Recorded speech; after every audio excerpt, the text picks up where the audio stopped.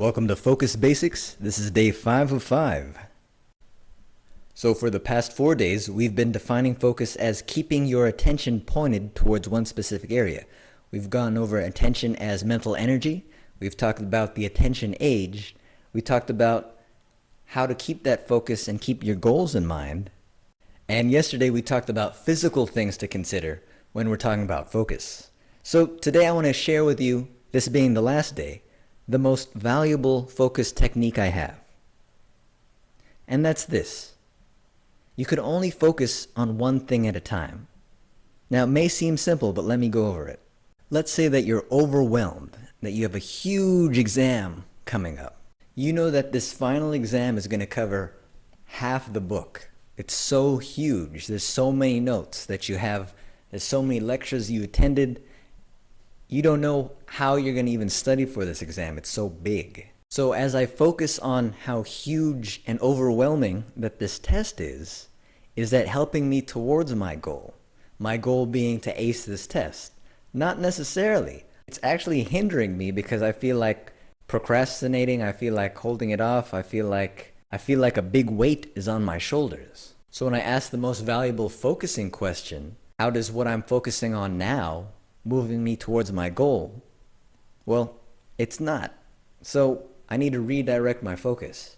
So what do I redirect my focus on? Well, let's look at the most valuable focusing technique, and that's one thing at a time. So what's the one thing I can focus on right now that'll move me towards my goal of acing that exam? Well, if I look around, I see my bag. Now my bag has the textbook in it, and it has my binder with the notes in it. So the one thing I can do right now is go walk over to that bag and open it up. So that's exactly what I'll do. Now if I ask the question, is this moving me towards my goal? Well, yes it is, because I'm actually getting my workout. So I unzip the bag, I pull out the textbook, and I pull out my binder. Now, what's the one thing in front of me, one thing at a time, that'll move me towards that goal? Well, right now I could open the textbook to the half of the book that I need to study for. Uh-oh, I'm thinking about that half of the book I need to study for. Really? So putting my focus on that isn't helping me towards my goal. I'm feeling overwhelmed again. So what I'm going to do is not think about that. All I'm going to think about is opening it to the page that I need to open it towards. So I take the book, I open it up to that one page. Simple enough. So I look at my binder. I take a look at the binder. Man, that's a lot of notes. That's a whole mess of notes, and it's not really that well organized. Is my focusing on that helping me towards my goal? No, not really. So one thing at a time, open the binder. That's what I could do right now, one thing at a time. So I open the binder. So now I can look at which note, a note, goes towards this exam. So now I take out A. This one note actually goes to this one exam. Then I move that note out of the binder and put it into a pile to study for the exam. Then I look at the next note.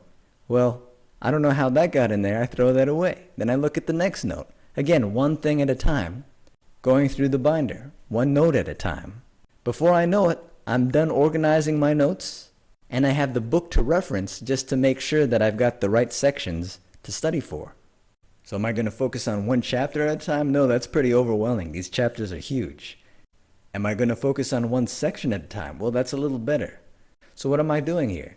I'm looking at one thing at a time and constantly asking the most valuable focusing question, which is, how is what I'm focused on now moving me towards my goal?